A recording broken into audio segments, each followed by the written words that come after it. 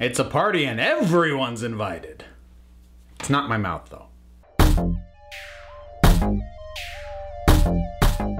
So the first teaser trailer for Avengers Infinity War has finally landed after they did some preview stuff at, was it D23? Was it Comic? I can't even remember. A while ago, but didn't release that to the public. So let's get right into this thing. I had a pretty big smile on my face. This is really what I like to get in a teaser. Lots of hints, lots of nuggets, lots of individual things to show me, you know, who's involved, give me a little bit of a feel of the thing, but almost no plot points. And granted, I'm just going by vibe, but I'm also going by track record with how Marvel has handled this marketing up to this point. But I really get the vibe that nothing that we see in this trailer is from any later than halfway into the movie. I actually wouldn't be surprised if everything we see is in the first quarter of the movie, which is what I like in a trailer. The more stuff you show me from later on, even if it isn't outright spoilery, there's kind of a part of my brain that won't relax until I've seen in the movie all the bits that I already saw in the trailer, which means it does sometimes drive me crazy when stuff that was in the trailer doesn't make the movie. And you know, I understand stuff gets cut. I understand why that happens, but it just drives me crazy. So again, the vibe of this I get is this is all early stuff. We're seeing reactions from characters when, you know, stuff is starting to go down. This all feels like early. We're seeing some of the early meetups. I love that it opens with Samuel L. Jackson, with Nick Fury's voice. We don't actually even see him, but his voice felt like the right one to start with. We get lots of cool little glimpses. We get Vision sort of pulling like a looking more or less full human thing, probably to make the relationship he's building with Wanda not seem as weird. So there's that. We get the hair raising on Peter Parker's arm. That's kind of the first direct hint of the spider sense, because that didn't really come into play into Homecoming. So maybe it's, you know, maybe it's a new power for him. Maybe it's something he just didn't recognize before and he's still coming to grips with. We see him in the Iron Man designed, you know, armored suit kind of thing, which is okay. It's not bad. I prefer his classic suit. Well, I say classic, the one from Spider-Man Homecoming. So I'm kind of hoping that the high-tech suit, well, the higher-tech suit that Tony Stark has made either gets damaged or proves to be too bulky or something, and that he has to ditch it and goes back to his classic suit. That's kind of what I'm hoping for. But, you know, there was that. We get all these glimpses of all these characters. We see what it looks like the way Bruce Banner's going to show up again. He basically just crashes into Doctor Strange's house.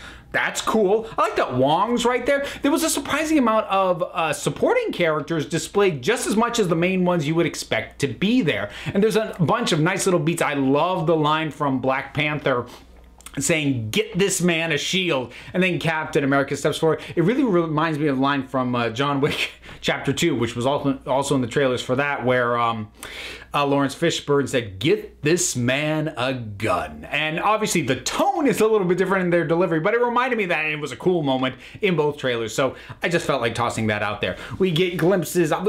Heck, never mind. I'm not even going to list everybody that we see. It'd be quicker for me to list the ones we don't see. That's a pretty small list. But I like where they sort of settled on for little moments. Black Widow got a little moment, which I liked. I enjoyed that. Loki got a moment. I don't necessarily want to put a spoiler warning on this, but I am going to do a little bit of, I don't want to say analysis, a little bit of guesswork based on what I'm seeing here. I don't usually get into speculation because I really try really hard not to do that, because I don't want to accidentally ruin something by putting too many pieces together. But like I said, everything I get from the vibe of these clips and these bits is that it's all early stuff. So I seriously doubt even if I'm right, that I'm spoiling anything later on. But we've got Loki holding the Tesseract. So obviously for confirmation, he took the thing, which is no big surprise. I think we all knew he did, even though we didn't see him do it at the end of Thor Ragnarok. But the way he's holding it, for my money, there's one of two things. Well, first of all, I'm calling right now, that happens on the ship that the Asgardians are on. And one of two things is going on. Or at least there's the two most likely things, then there's what I'm hoping is going on, but I'll come back to that. So one of two things is going on. Either he is handing the Tesseract over to Thanos, either because it was always his plan to do that, or just to save his own neck. That would be the thing to do if they want to stick with, you know, the squirrely, can't trust him, you know, self-serving Loki, which he's always been up to this point. I'm kind of hoping they don't do that, because that would sort of negate the start of his developing more than that at the end of Thor Ragnarok, and I don't like when character development gets negated later on. I always kind of rail against that. So I hope it's not that. Alternately, it's possible that he is trying to use the Tesseract to ward off Thanos. That might be a step too far in the other direction, because I don't think he's prepared to step up and be all noble and be like, I will protect my people. So what I'm hoping is we're getting a split between the two. And what I'm hoping is that Loki is willingly giving the Tesseract to Thanos to save the other Asgardians. For my money, Thor has already been shot out into space by Thanos, and so he can be picked up by the Guardians. And Loki is saying, look, I know you're going to do horrible things with this, but leave my people alone. I do care about these people. They're all I have left of my home. So here, take this and go away, which I think is a nice splitting of the difference, because it's self-serving and it is a bit selfish and it's short-sighted in a lot of ways, but it is, by his standards, a very noble thing, even though in the grand scheme of things, bad idea. So I feel like that would be the way to go with something like that. So let's talk about Thanos. Now, I've expressed concern before about Thanos, initially because I'm not a big fan of Josh Brolin. There's nothing really wrong with the guy. I don't dislike him. He just doesn't really ever do anything for me as a performer. He's fine. That's kind of it. He's fine. He's neither blown me away nor been a major detriment to anything I've seen him in. But having said that, I'm really digging his vocal delivery, and I'm loving these lines, the lines that have been written for him. I love the line where he is saying, fun is not something you take into account when you're preparing to reconfigure the universe, but this puts a smile on my face. That seems like a terrific balance to get a great villain, because he's got some higher goal that he's trying to accomplish. For the record, I seriously doubt they're going to do he is literally in love with the embodiment of death. I think they're going to go for a more philosophical love of the concept of death and not go the route of, oh, here's a lady with a skull for a head and he's in love with that. I doubt they're going to do that. But so he's got a mission that in his mind is a higher purpose, because too many things are alive in the universe. I need to kill a whole bunch of these things because that will adjust balance. So he's got a goal, he's got a mission, he's got a quest, but he also takes enjoyment in what he does, and that it's really good to have both, because having both is a good way to get a really memorable villain. Because otherwise, if you only do one or you only do the other, you tend to get somebody who just feels like they're doing it for the sake of it because they're evil and they don't really seem to be properly motivated beyond that. Or if they're just driven by the quest and don't seem to enjoy what they're doing at all, you can get, well, honestly, you can get some of the really bland villains that Marvel has already gotten. It's like Malekith or like Ronan the Accuser. So I think I really like the vibe I get off of his lines. That having been said, there was something I caught, and it's not a red flag, let's call it a pink flag. And that is that I noticed that even though we hear his voice and we see him and he looks pretty good. I'm always kind of iffy on 100% CGI created characters, but he looks pretty good for what we see. But we don't see him speak. We don't see his lips move to form words. And that's, as I said, that's kind of a pink flag for me. Because when it comes to the Uncanny Valley and CGI, I think a lot of people, I hear people always talk about the eyes. Oh, those dead eyes. That isn't what throws me off with CGI created characters. It's the lips. The lips never move right. And that, more than anything, can take me, because you can have a completely photorealistic, beautifully rendered, properly lit, so it looks like it existed in the same space, interacting with actors who know how to make it feel like they're interacting with something really there, but then the lips start moving and it still yanks me completely out of it. Maz Kanata is a good example of that from Star Wars The Force Awakens. I know a lot of people were like, oh, it almost looked real. I'm like, really? My eyes zero in on those lips, and I'm like, ugh. So the fact that they didn't show the lips, the paranoid in me wants to say it's because they know it's not going to look good, it's never going to look right, and they're hiding it. The optimist in me, because there is one, he's malnourished, but there is an optimist in me somewhere. The optimist would say that they understand that the lips are going to need more time and more work to look correct. So let's not show them now. They'll be ready by the time the movie comes out. And I can't imagine it's entirely coincidental that there is a sort of upper lip gate going on with the Justice League movie and how bad the CGI removal of the mustache for Henry Cavill as Superman was. Now, I mean, to be fair to that movie, the reason that looked so bad wasn't because they did bad work. It's because from when the reshoots happened to the release, they did not nearly have enough time to get that right. But it did sort of bring extra attention to this area when it comes to trying to do CGI at all. So I wouldn't be shocked if that was part of the calculation. Let's not show him speak right yet. Whether it's for the reason I'm okay with, which is it'll be fine later, or the reason I'm worried about, which is it's never going to be fine. But okay, moving on from that.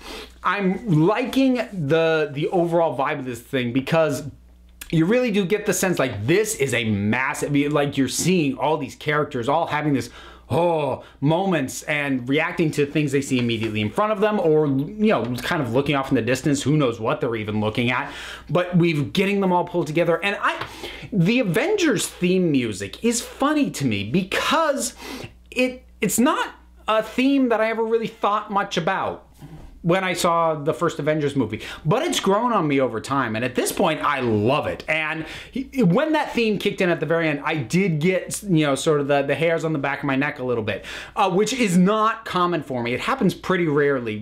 Like the biggest one it happened for me was the first full trailer to The Force Awakens, the one with Luke doing the voiceover about the Force being strong in his family. That gave me full-on goosebumps up and down the back of my neck. This one, not quite as potent, but I did get that same tingle, which maybe I should ask a doctor about. But it did sort of hit that same nerve once that music kicked in. And it's funny because, like I said, I didn't think too much of that theme first time I heard it, but I've heard it enough and it's well used enough that I've really it's grown on me. Much in the same way that I think Danny Elfman's Spider-Man theme grew on me. I also didn't think too much of that first time I saw it, but by the time it was that series had wrapped up, hearing that theme did make me go, yeah. So I ending on that music, and the other thing about that theme is triumphant and uplifting. So we're watching, these characters come together. Here's Thanos. Things look like they're getting worse and worse and worse. And then that theme, heroes are coming. That's a great balance, so that it's not just being like, the world will be destroyed. It's like, no, the world is in danger. Here come the heroes.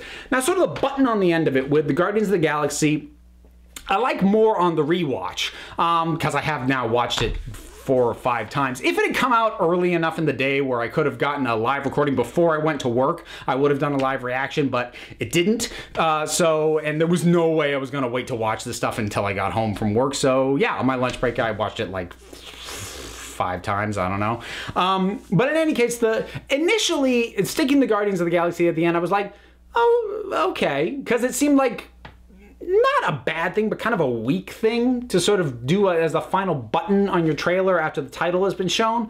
But then I thought about it, and it does make a lot of sense, because I always have to remember, and this was something I had to remind myself about the reveal of Spider-Man in the Civil War trailer, which is that not everybody out there, especially your standard mainstream movie audience, is like me. They're not following everything that's going on about this movie before it even comes out. So to me, that's a weak button because I already know they're going to be in this, but your average moviegoer might not.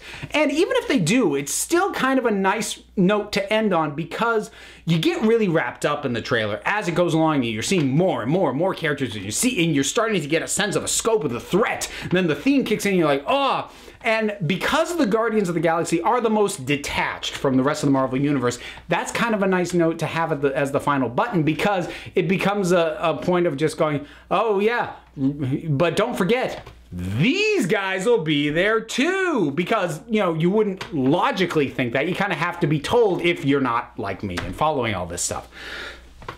So yeah, pretty upbeat. I mean, I will be very blunt about the fact that I'm really all in on the Marvel movies at this point. Marvel Netflix has stumbled for me recently. I actually have become highly skeptical of the Marvel Netflix output. But the movies, to me, I've not regretted watching any of them. They're always at worst fun.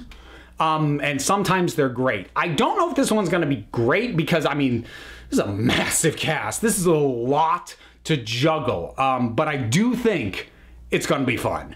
And it looks, yeah. I'm excited for this one. So those are my thoughts on the Avengers Infinity War trailer. Oh, the poster premiered too, but it's boring, so I'm not going to talk about the poster. But did you see it? Obviously you did. So what were your thoughts on it? Whatever they are, drop something down in the comments. Let's talk about it. Don't forget to like, subscribe, check me out on Twitter at Council of Geeks. Give a listen to the Council of Geeks podcast. That is available on iTunes, now Apple Podcasts it is now, and Stitcher Radio. I'm also one half of the Punch Like a Girl podcast. That is a presentation of the Fire and Water Podcast Network, fireandwaterpodcast.com. I'm now on the Stardust app because why not? I'll give it a shot. Links for all this stuff will be down below. So until next time, this council is adjourned.